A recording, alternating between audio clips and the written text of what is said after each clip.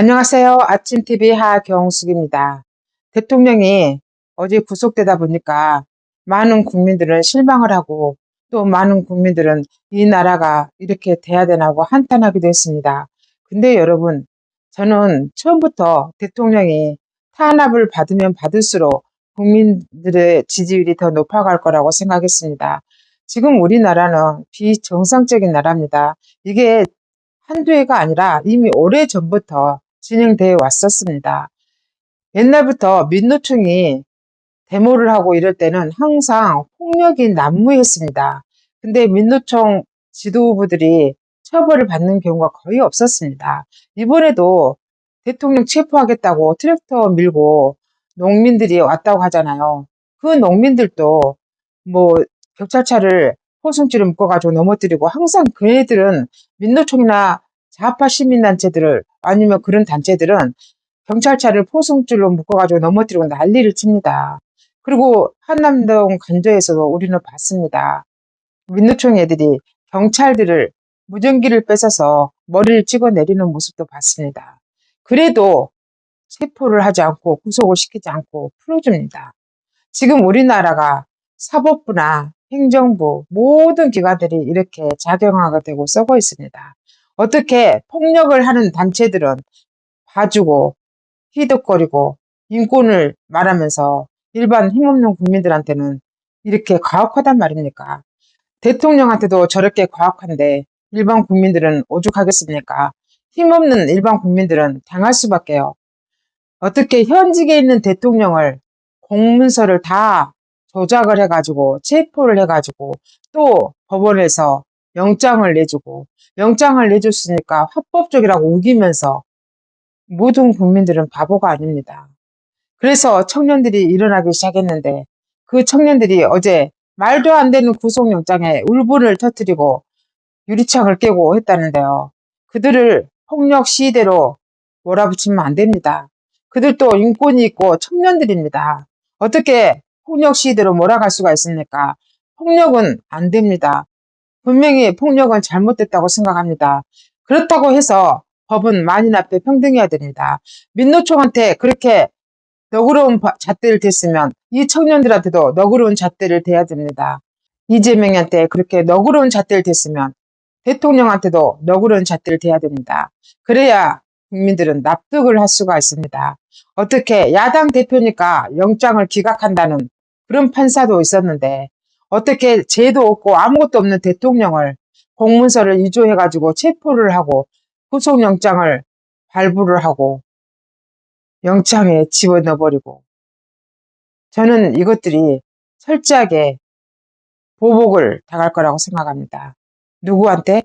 니기들이 올가면 그 법에 의해서 니기들이 당할 거라고 생각하고 있습니다. 지금은 분명히 이재명과 그 끈앞을 뒤에 중국과 북한이 숨어서 지시하고 있다는 거 대부분의 국민들은 다 알고 있습니다. 사법부가 이렇게 썩었습니다. 대통령은 믿을 수 있는 게 아무것도 없습니다. 제가 처음부터 헌재도 탄핵 인용 이렇게 돼 있다고 말씀드렸습니다. 박근혜 대통령 때도 헌법 수호 의지가 없으므로 파면 이랬거든요. 헌법재판소에 묻습니다. 헌법재판소가 파면시킬 권한이 있습니까? 인용 아니면 기각 아닌가요? 헌법재판소에 헌법재판법에 어디가 파면이 있었습니까? 헌법재판소는 그렇게 권력을 남용해도 됩니까? 지금까지는 국민들이 무지해서 아무것도 몰라서 그냥 그런가 보다 하고 넘어갔습니다. 하지만 지금은 다릅니다. 국민들을 그렇게 무지하게 생각하고 마음대로 고무줄 같은 잣대를 대해도 된다고 생각하면 큰 오산이라고 생각합니다.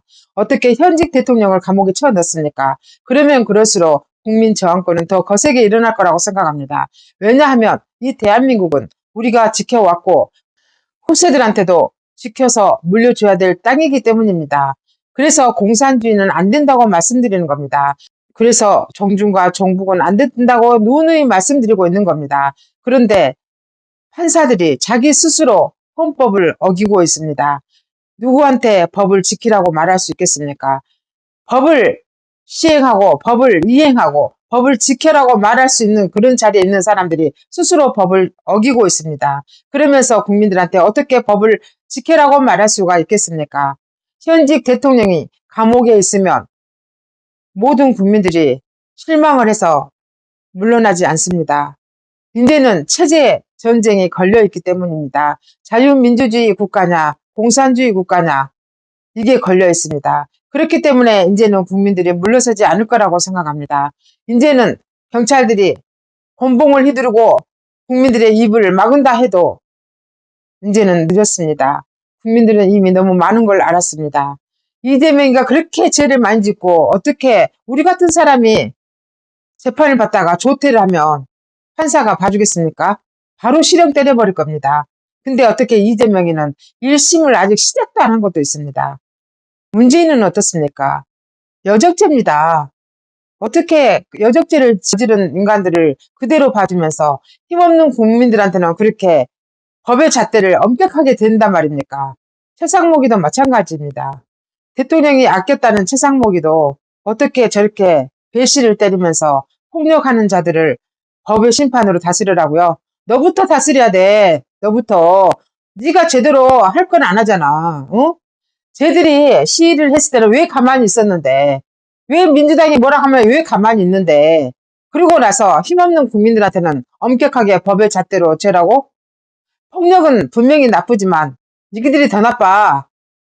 지금까지 진실을 알려드리는 아침TV 하경숙이었습니다.